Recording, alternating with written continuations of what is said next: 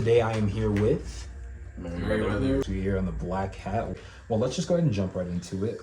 Who is Merryweather?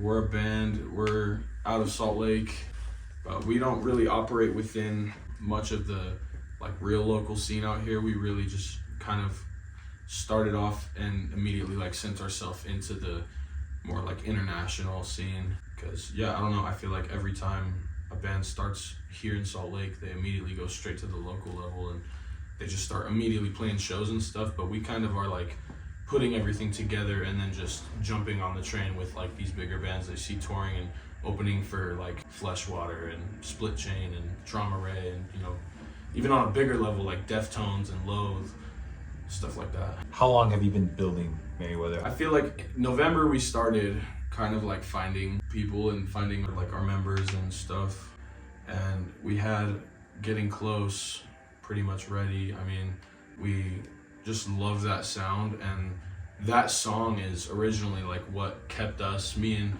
the drummer, we were in a project before this that kept us committed to this vision of this specific sound, this niche sound. Who is your biggest inspiration behind this band? Probably just Deftones, right? It'd have to be Loathe. Loathe is pretty much the catalyst for us starting this band, because it really pushed us to start it up again after we'd been out of a project.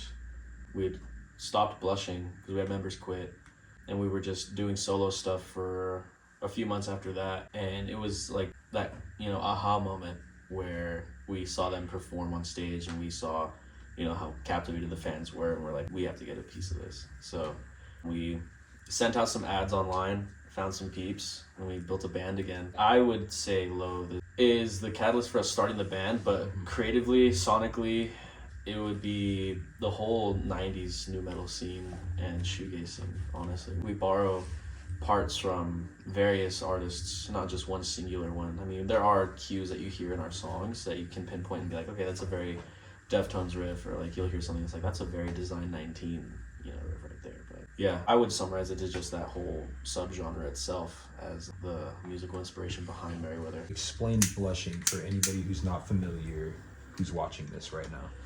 Blushing was a band that had started initially with our frontman. I wasn't in it initially. It was him and then a few other people. I had joined later on because they had someone drop right before their very first show. I filled in, and then they decided to keep me on. And then from there, we just kept writing, making more stuff, doing more shows.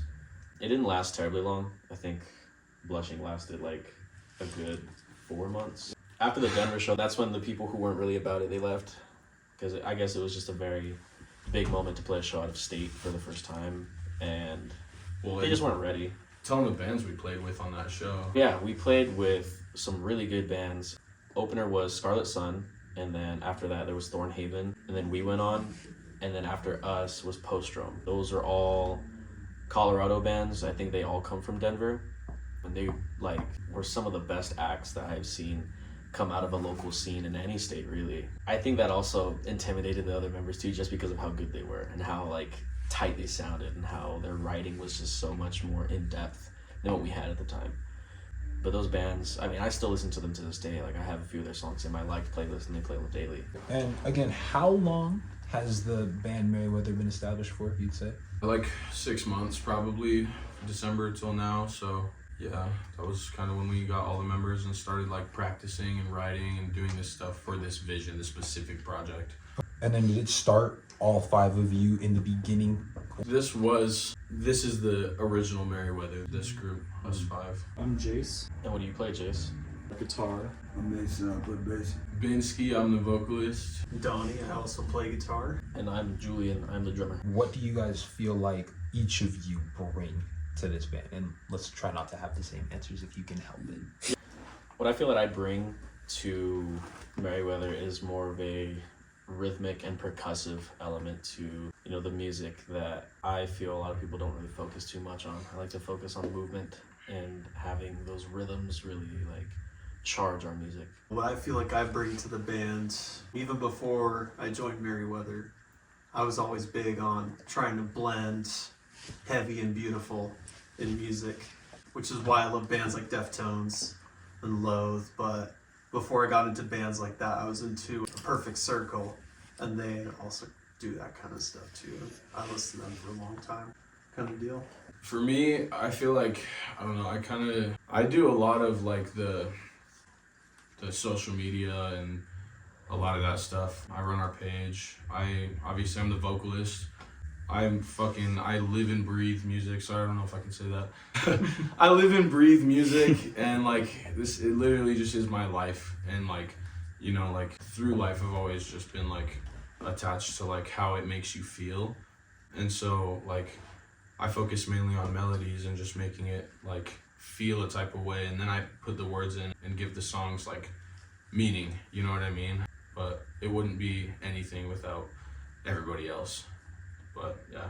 I feel like I bring rawness and energy and rhythm. I feel like I bring a good rhythm and a sense of keeping the project going forward and committing and reliability to the project.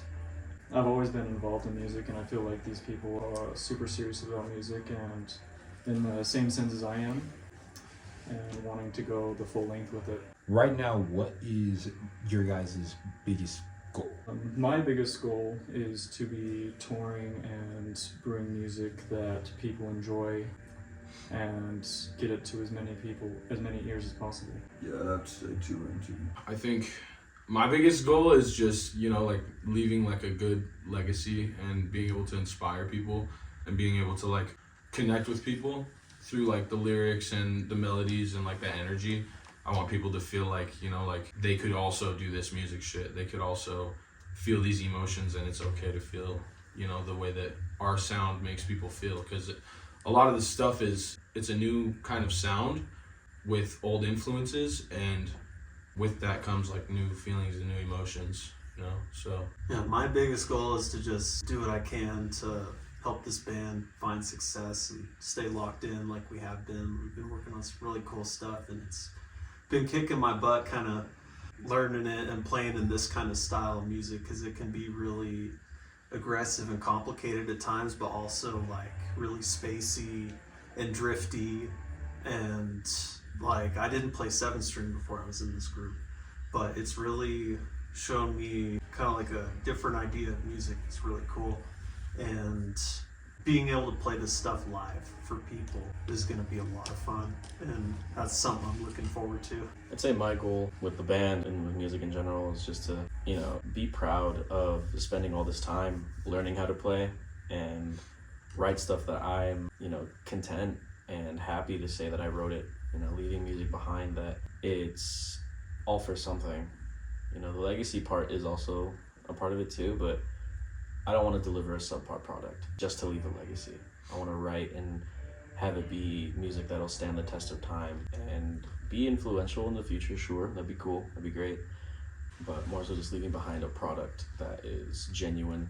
And I'd say that's my goal. Now, speaking of influence, do you guys feel that you guys have a big influence here in Utah, or do you feel you guys have like a good fan base here in Utah as far as, you know, a local artist? Influence, no, not that much, but fan base here, yeah. With the influences, I gain a lot of that from outside sources. I don't see a lot of music here in the Utah scene that is very influential to our sound, which is another reason why we do what we do the way that we do it, is so that we can spark that, you know, that sonic differentiation in here. Because a lot of the, and no shade to any of the local scene, but it's like not a lot of it has a lot of that influence of, I say, the 90s new metal, shoegaze stuff. There are shoegaze bands here, you know, but there's not a lot that are doing what we do. In fact, I don't think there's any that do what we do. There's a hardcore scene, but we're also not a hardcore band either. So we're an amalgamation of a lot of different sources, and I gain a lot of that from various areas all over the globe and various eras as well. A fan base, though, people really like what we have to offer. So I feel like once we do kickstart this scene, it's gonna catch on pretty hard. Who would you say is your biggest fan? Biggest support, probably my girlfriend. I don't know, like every song, well, I don't want to say that. Cut that part out. His girlfriend cuts it. Let's just say my girlfriend's probably my biggest support. Without her, I mean, this shit probably wouldn't even exist, to be honest. Probably everyone in the band, I feel like, and people I get to work with outside of this too. My biggest supporters are probably my parentals and my grandfather. He gifted my first guitar and has been a supporter ever since then, and has been very interested in what I've been doing since then. You know, I don't really know the answer to that question. There's various people that I go to from time to time that like are a support at the moment for what I do. The biggest, it depends on how, you know, you look at it. You know, would it be like biggest as in, you know, biggest fan of my music as support wise, which would probably be my dad. He got me my first guitar.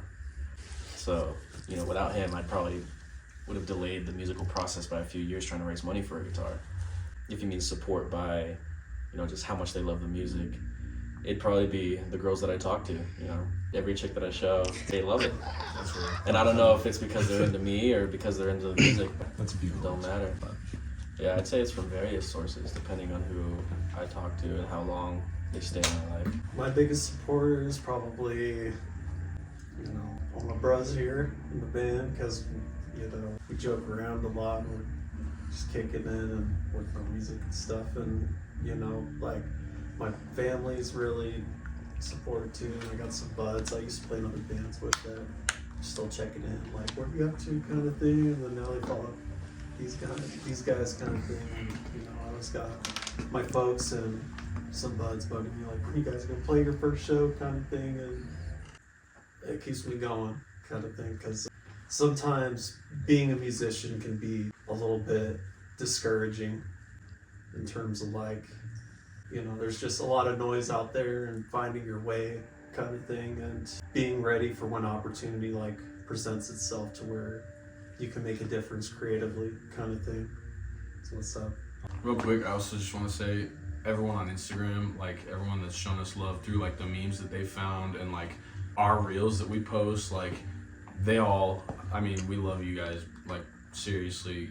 They're also a big reason why we're so dedicated and why we're so like, we're moving like a freight train, you know what I mean? And that's a big part of the reason, like, we didn't think like this early on we would have like this many eyes on us, but like through various sources we've been able to already like touch so many people with our music. And so just wanted to shout out everyone that has found us through those sources. From the reels to the music, where would you guys say you garnered the most attention? Probably just posting memes, to be honest.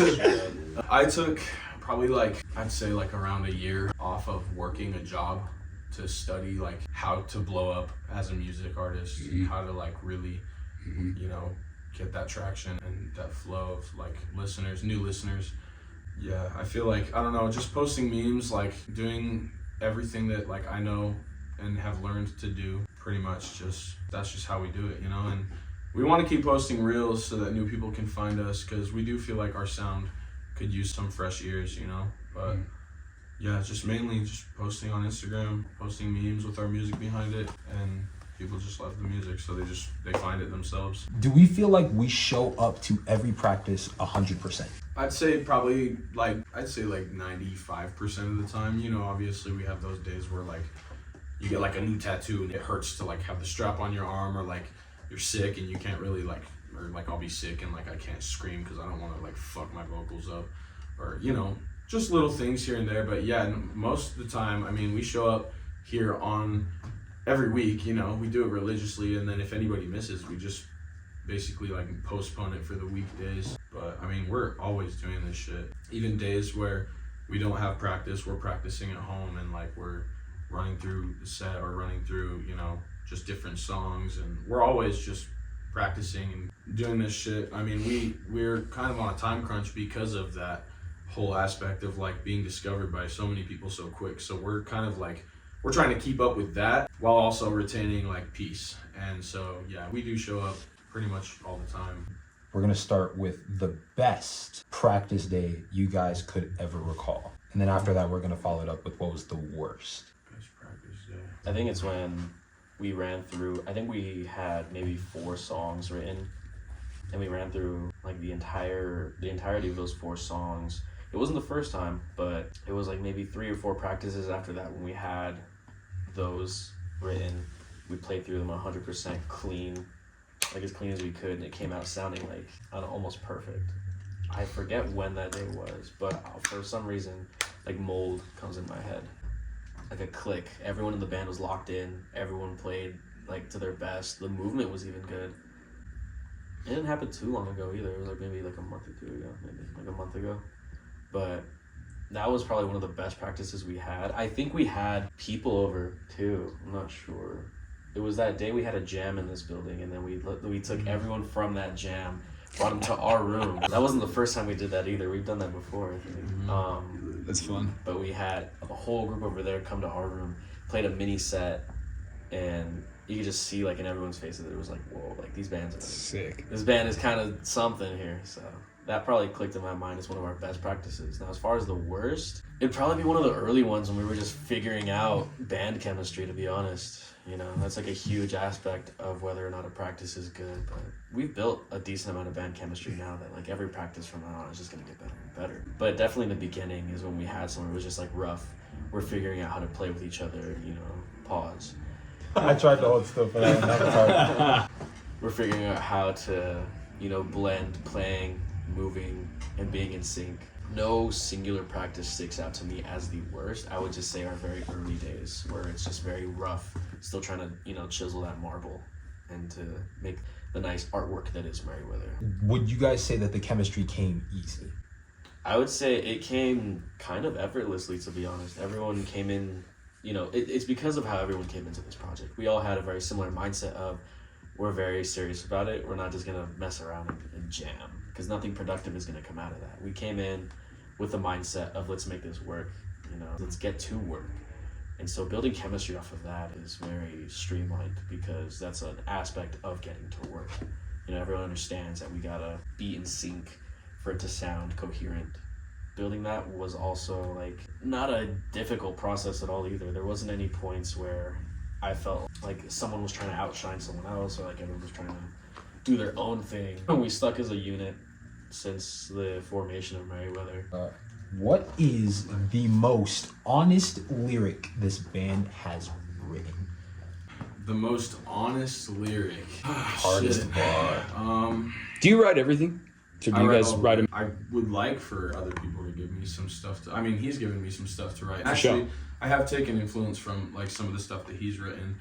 Yeah, I feel like, I don't know, it's hard to pick out one lyric, because I usually like, I write the song based on one idea, and so it's kind of like that whole idea is portrayed throughout all the lyrics in the one song. But I feel like Suffocate has a lot of really good like one-liners. Would you say that Suffocate was like your most honest state of mind? For sure, yeah, for sure. Out of all bodies of work you guys have out right now, what would you say is your best one? And why? I think if we're asking the fans, they would say Getting Close, just because that song generates an emotion that nothing can captivate that emotion. That song captivates as well as that song does. So that one's always like a go-to. But I think in terms of like songwriting, flow, the way that it makes you feel, I like this song Mold we have. It's unreleased. That one's probably my favorite. Everyone we've shown it to has been like, this is like probably my favorite. But yeah, that song, it fucks. It's a good one. It's a good song. What do you guys look to accomplish before the end of 2026 as a band? Before the end of 2026, well, we want to drop this Merryweather Volume 1 EP. That's gonna have however many songs. We're writing. We're not writing for the album. We're writing songs, and then we're gonna like decorate the album. But so yeah, I think we want to drop at least this EP, studio version, which will include Getting Close, Suffocate, and Meanwhile on there, but also a bunch of other tracks that no one's heard. We want to do more shows. We want to start touring. I think our main thing is wanting to get on with some like bigger bands that have influenced us by like the fall, if not like late fall, early winter, and just like focus on like pushing this album and getting this album fed into new ears, and just, you know, doing what we got to do to like keep progressing as a band. We're moving fast already, so